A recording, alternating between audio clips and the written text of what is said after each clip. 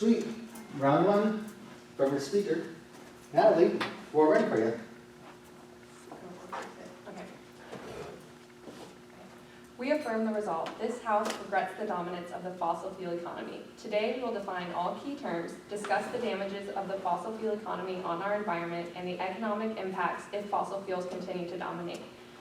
Before I begin our contentions, let's define key terms.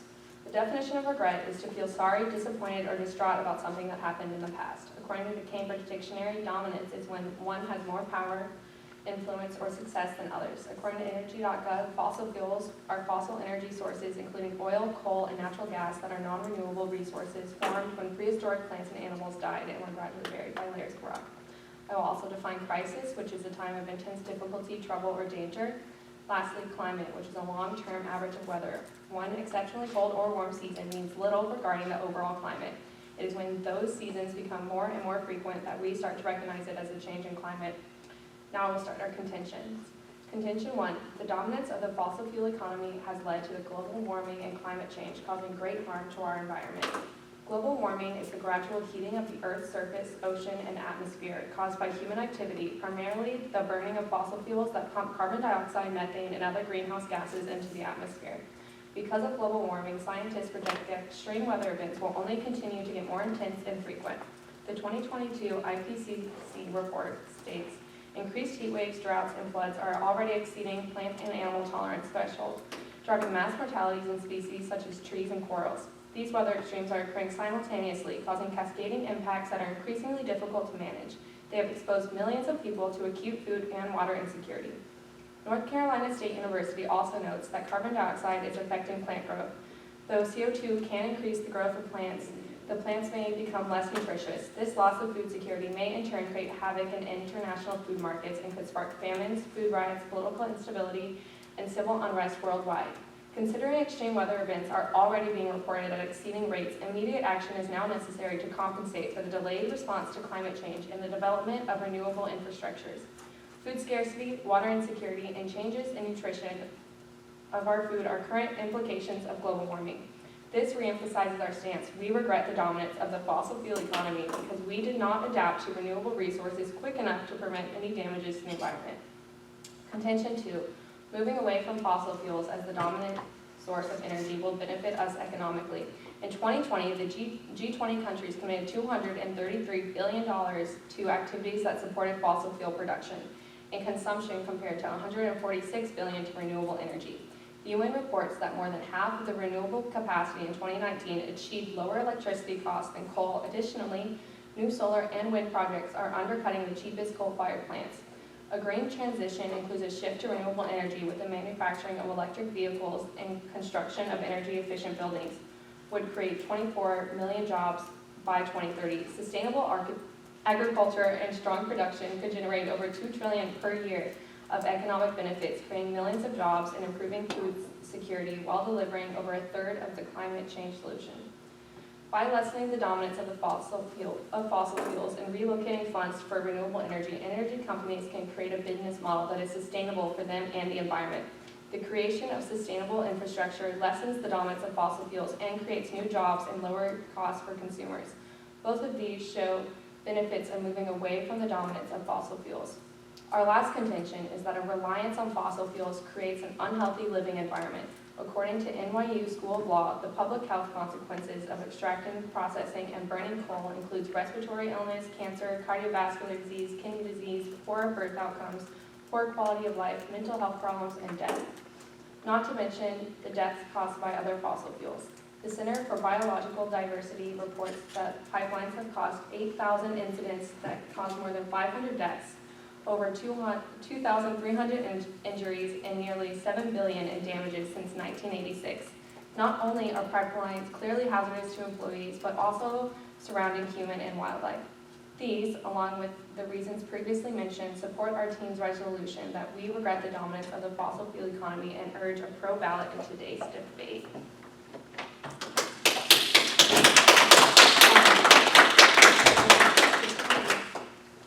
Killing it. Excellent.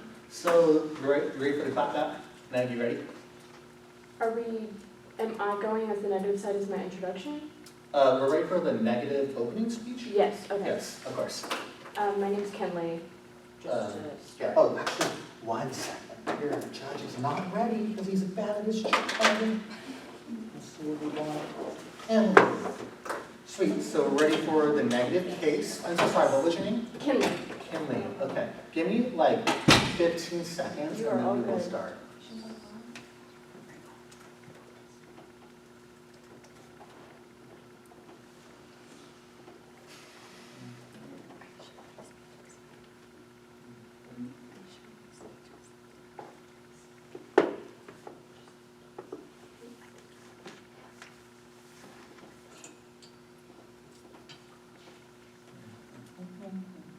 Kinley, wonderful.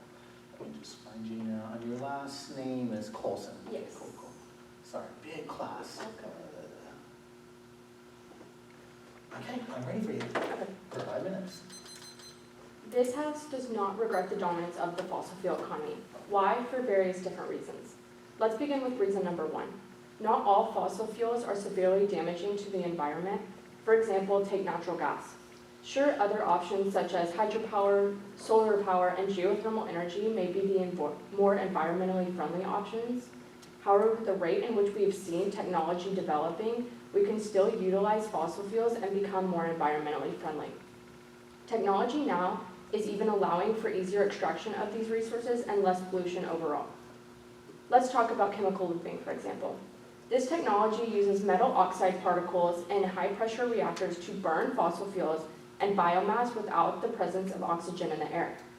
The metal oxide provides the oxygen for the reaction, essentially. This development alone is proof that we are smart enough and have enough materials to create new technologies which allow us to use the most reliable resources in an environmentally friendly way. After all, saving the environment is pretty much the only thing that's stopping us, right? Reason number 2. This is the most inarguably our largest point, as fossil fuels have and will continue to foster growth. For example, changes in industrial processes, agriculture, and transportation. Fossil fuels are said to essentially to be the lifeblood of our modern economy. One particular statistic to prove this point includes that oil, coal, and natural gas provide the large majority of the nation's energy, supplying 81% of U.S. energy demand in 2020 alone. Without the use of fossil fuels, we would essentially have to rebuild our economy, and realistically, we do not have the time to do that when we are also having to worry about millions of other issues, such as education, homelessness, national security, and more. Reason number 3. Fossil fuels have a higher energy density. Energy density is the amount of energy stored in something. Having a high density makes fossil fuels more efficient. For example, a mere gallon of gas contains enough energy to charge an iPhone every day for almost 20 years. In comparison, take the energy density in solar power, where it is so low that even if you were to get enough solar energy to charge your phone, it will most likely need to be recharged the very next day. The opposing side can argue that fossil fuels are depleting, and while we acknowledge that they are non-renewable, because of the higher energy density in which they hold, they are less likely to deplete in our lifetime, and as we are unable to utilize less of them to gain more energy, in which renewable resources would never allow us. Reason number 4. Fossil fuels are ultimately safer to transport. The constant state of fossil fuels' molecular composition means they don't form other compounds when stored in canisters for long periods of time. The same cannot be said about handling or transporting nuclear energy, to be specific, whose risk outweighs ultimate benefits. Reason number 5, they do a lot. This reliability includes generating electricity, transporting fuels, and making byproducts such as plastics, cosmetics, and even medicine for the world's population's energy needs. Take a water bottle, for example. It's made out of plastic, right? Although we have seen new materials and packaging be invented, it is nearly impossible to replace every single thing we own with unreliable sources. Plastics aren't the only thing made out of oils and fossil fuels, as everything from our clothing to our toothbrush to our toilet seats are ultimately made out of, surprise, fossil fuels.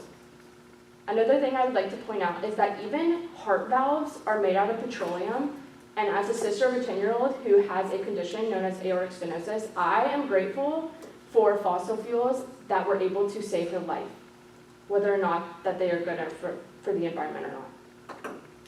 Furthering the argument of reliability, fossil fuels also provide more reliable sources of electricity than solar and wind energy since they are not dependent on various climatic conditions. We cannot just switch to unreliable sources of energy to survive off of. Doing so would force us to live at some points with no energy at all. Reason number 6, let's be realistic, not everyone can afford renewable energy sources.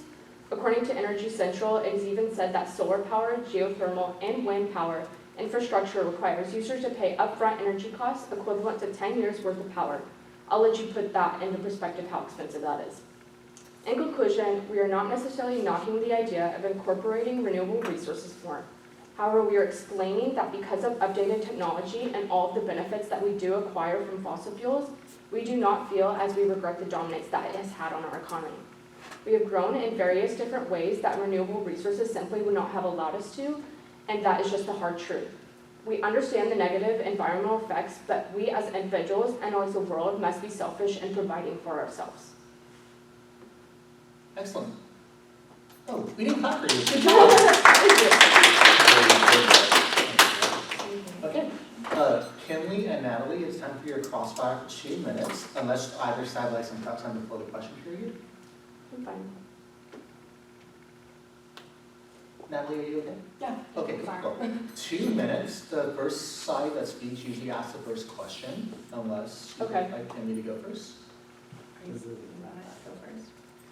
I do have a question for you. Skip it. So you mentioned how CO2 and plants, that's kind of a negative environmental effect of fossil fuels, right?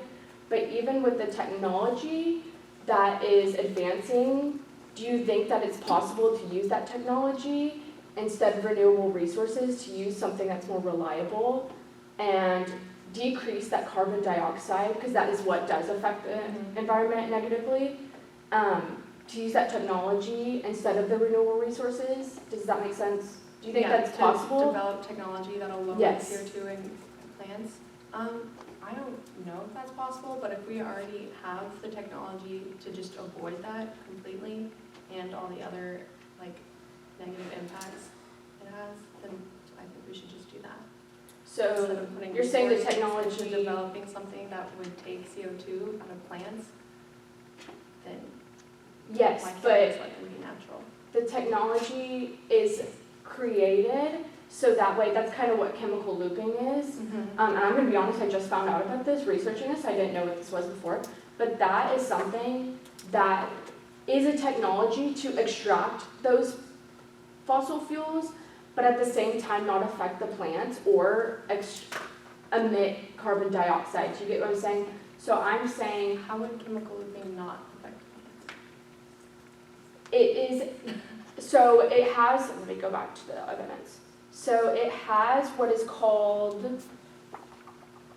let me find it. It has the metal oxide that provides the oxygen for the reaction. So instead of the earth, like the plants, giving that off, we're not using that from the plants, we're using that from the metal oxide. So that means that that technology specifically can allow us to use those fossil fuels, which is more reliable, in my opinion, to use something that You can finish your sentence. is more reliable than going back and using renewable resources, if that makes sense. Kudos for finishing your sentence concisely. Most people just kind of ramble on forever. Great job, most thanks. We are now ready for the affirmative refutation. Would you like some prep, or are you ready to go? Can I just get 30 seconds of prep? Of course. Oh, I really hate this.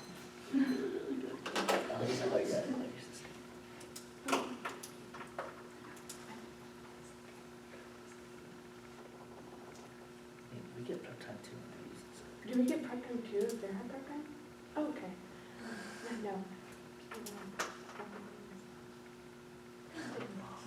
Okay.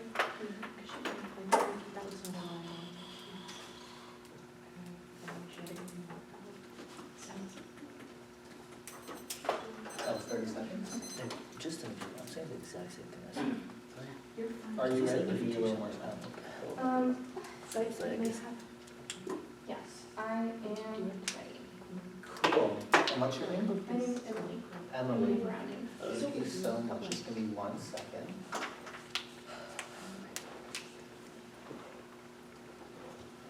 Sweet. So Emily, you're ready? Okay. Are your opponents ready? Yes. Y'all ready? Excellent, let's give it for Emily. For your 5-minute speech. Hi, so I would like to address my opponent's contentions first of all. They mentioned that we would completely have to rebuild our economy if we're talking about moving to renewable resources, but we know that this isn't true because we've already started to integrate our economy, so that's not rebuilding it, it's just like adding on to it. And according to these statistics from the UN, we are already committing $233 billion to activities that support fossil fuel production and consumption, compared to the $146 billion to renewable energy. So that goes to show, that proves my previous point, that we are already investing some in renewable energy, but we have the money allocated for other things in the fossil fuel economy that we could switch over to renewable energy that would not have the benefits that our team acknowledges, or the detriments that we have whenever we are relying on fossil fuels and their dominance in our economy. I would argue that our team is arguing that we need to lessen the dominance of fossil fuels as opposed to like completely getting rid of them. And our opponents also mentioned that they are finite, so they are going to run out someday. They talked about how they are less efficient and how you would have to start again every day if you're using solar energy. Fortunately, we will always have solar energy. For as long as we as humans can live on this earth, we do need the sun. And so we will always have solar energy. And if there's like maybe a cloudy day, we can rely on other forms of renewable energy such as wind, hydropower. There are many different kinds of renewable energy that we can rely on. Yes, they also said that we should be selfish and that we should use the resources that we have for our lifetime. That it's not going to run out in our lifetime. But I would argue that we need to have a broader scope as to like the existence of the human race. If we're so flippant about like, oh well, we don't really need to, we just need to continue on our path, continuing with the dominance of the fossil fuel economy, then that's not going to leave anything for future generations. And we have the resources available to us now that we can begin to transition to a green infrastructure. I would say that fossil fuel energy companies and their investors need to seriously reassess their production outlooks, especially if they're fiscally reliant on fossil fuels, because, like I previously said, they are going to run out someday. Let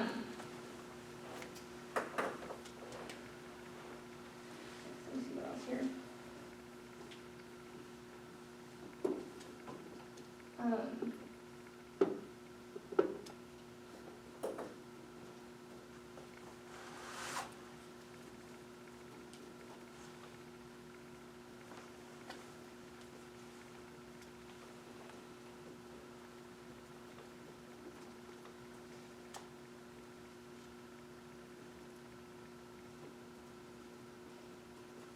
Also, they didn't address anything that had to do with the health impacts of fossil fuels in their speech, and I would argue that that is very important. Once again, as we talk about moving into future generations, and even now, if we're looking at it, we regret the dominance of the fossil fuel economy because of the impacts that we're seeing now.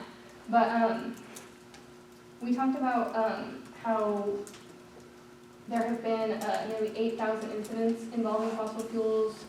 That involves 500 deaths, more than 2,300 injuries, and nearly $7 billion in damages. And that's just wasted. That's just hurting the environment, and it's wasted. We can't use that energy. And that kind of thing that happens.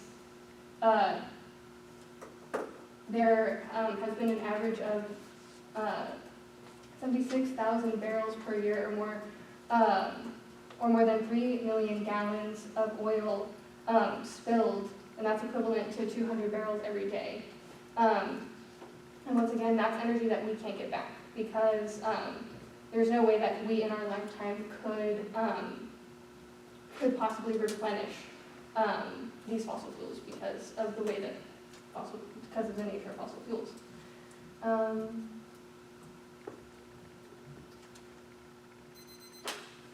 Excellent.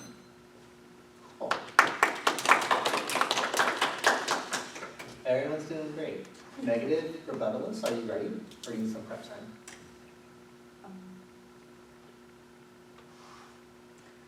I'm ready. Okay, great. And what is your name? Ashley? Ashley? 1 second. And your last name is? Fisher. Fisher. Thank you so much. A, B, C, D, E, F, G, Fisher. Great. Okay, Ashley, we're ready for you.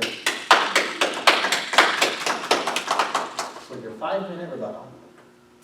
This House does not regret the dominance of fossil fuels. To understand this decision, it is important to understand what dominance is and why we've accepted and continue to accept the dominance of fossil fuels. We have worked with fossil fuels for over 250 years and understand how to work responsibly with them. The Cambridge Dictionary defines the word dominance as the quality of being more important, strong, or successful than anything else of the same type. It has become clear from years of relying on fossil fuels to support our economy why fossil fuels are the most dominant or successful energy resource. Reason number 1.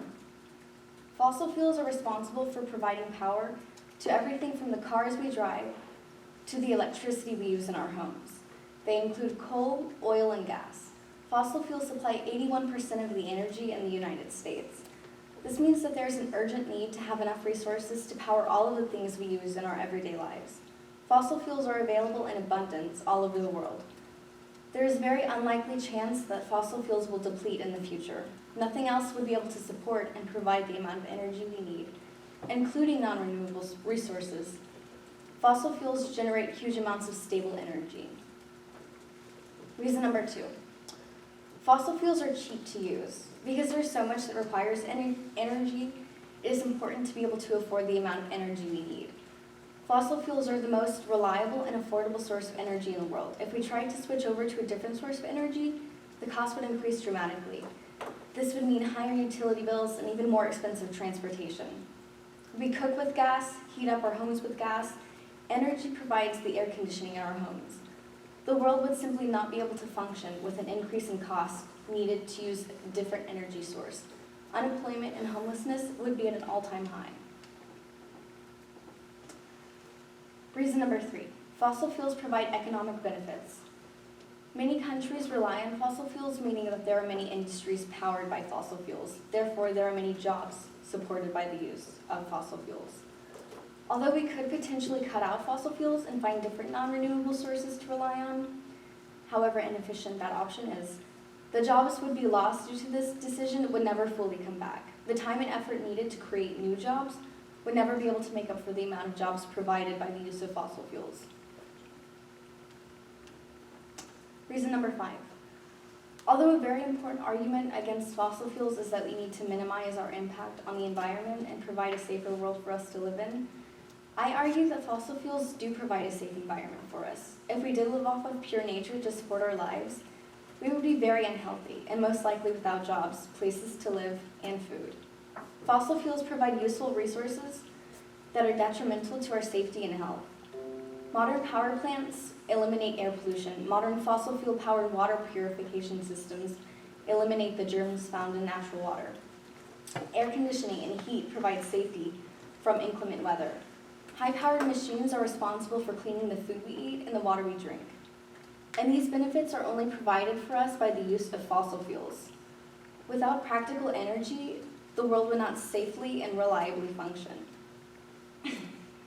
MasterResource.org states that by trying to rely on unreliable low-concentration streams of energy, environmentalist leaders have produced unreliable, expensive power, which is why after decades of subsidies, they produce less than 0.5% of the world's energy. And all of it needs to be backed up by fossil fuels, nuclear and hydro.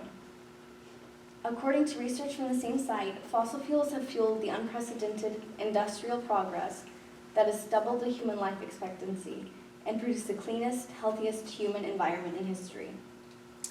So as my opponent was saying, it's healthier for us to not have fossil fuels. Fossil fuels actually make the world safer and healthier for us to live in. Excellent. Sweet, almost halfway through. Are we ready for the crossfire?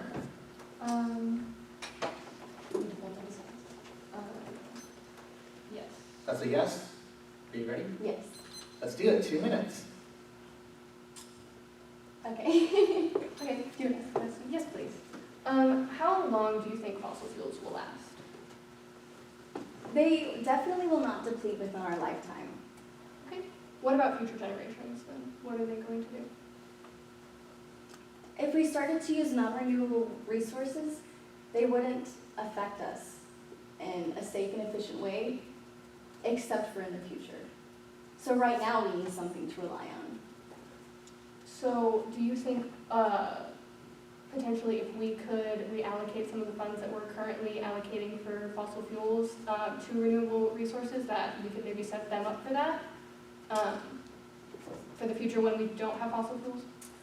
Perhaps, but it would have to be like a very small amount allocated to that, because And we why? still need something to depend on right now. Even though we currently have infrastructure? Do We do have infrastructure.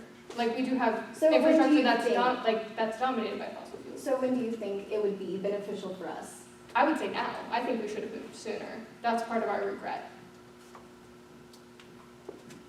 Well, I would like to ask you a question then. Okay. So you said it's not safe for us to use fossil fuels for the environment. Yes. That was specifically in regards to oil spills, and also we have some other health-related things. This says burning coal releases a number of harmful pollutants, including particulate matter, sulfur dioxide, nitrogen dioxide, and metals such as mercury, arsenic, chromium, and other known possible carcinogenics. Public health consequences of extracting, processing, and burning coal include respiratory illness, cancer, cardiovascular disease, kidney disease, poor birth outcomes, poor quality of life, mental health problems, and death. More than 3,000 deaths every year are attributed to pollution from U.S. coal-fired power plants. 63 exposure to mercury released from power plants. Sorry, was there a question with that one?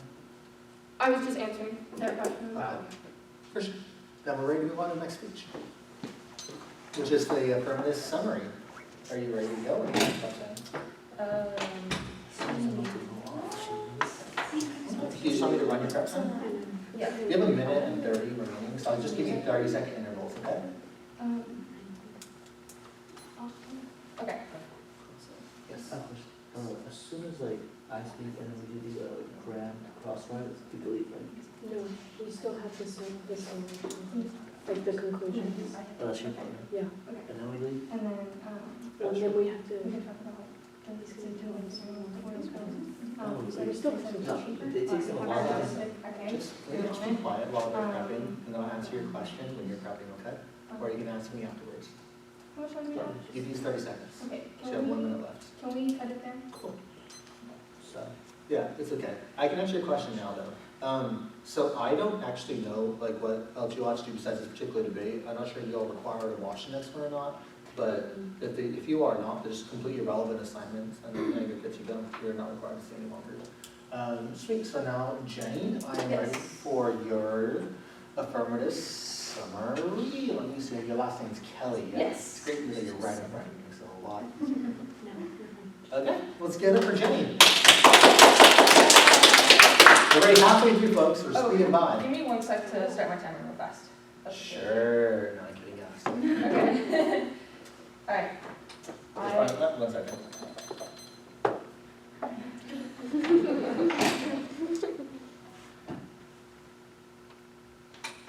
Five minutes whenever you're ready. Okay, I am ready right now.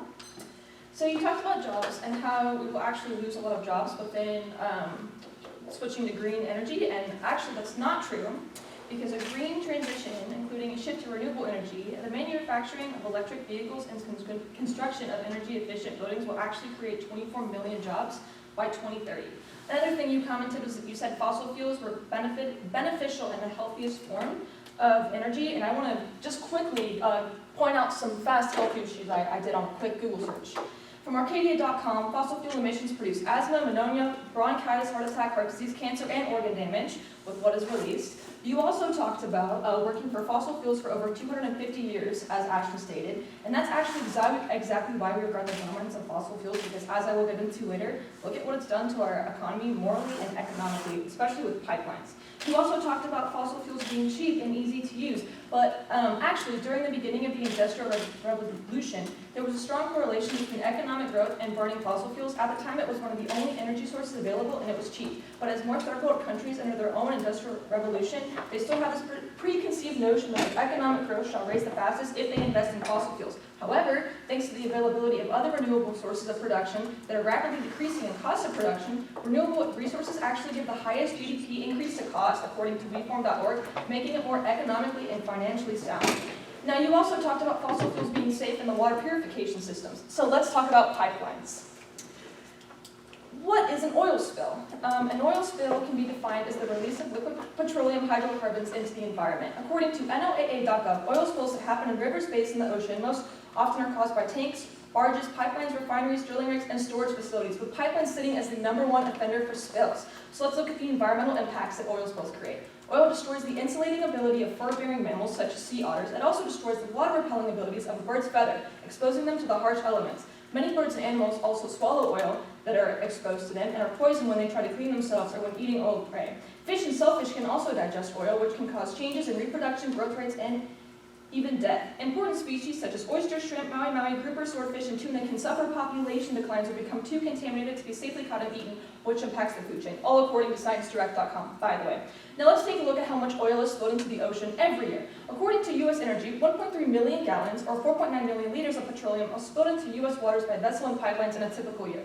According to conferferries.co.uk, about 100 million marine animals' lives get lost every year, along with the decay of the ocean's ecosystem due to oil spills.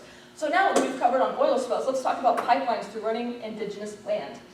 There's two pipelines that are big prominence, Keystone XL pipeline and the Line 3 pipeline. So let's talk about the Keystone XL pipeline. It cuts through the Grand Sioux Land Reservation, less than 100 miles from the headquarters of the Fort Belknap Indian Reservation. It would run directly through the sacred and historic sites as well as the ancestral lands of the Gros Venture and Anishinaabe tribes, according to NARC.org. According to NationalGeographic.com, the Keystone XL pipeline cuts through the Mississippi and Yellowstone rivers, which are both home to the federally endangered sturgeon. Now let's take a look at the Line 3 pipeline. That's also an oil pipeline that uses your fossil fuels to transport energy. Proposed pipeline expansions was with the Line 3 that would bring nearly 1 million barrels of tar sands per day from Alberta, Canada to Superior, Wisconsin, according to StopLine3.org. This was proposed in 2014 by Enbridge. Ironically enough, a Canadian pipeline company that was responsible for the largest inland spill oil in the United States. The Joe Biden administration is also for this pipeline, according to nytimes.com, and Line 3 violates the treaty rights of the Anishinaabe peoples and the nations that exist in these lands. For example, wild rice is essential to the Anishinaabe culture. It's their culture centerpiece, but where it grows, the Line 3 pipeline is proposed to sit under many bodies of water where many wild crops go, which, as we know, oil spills are the #1 cause of pipelines, which not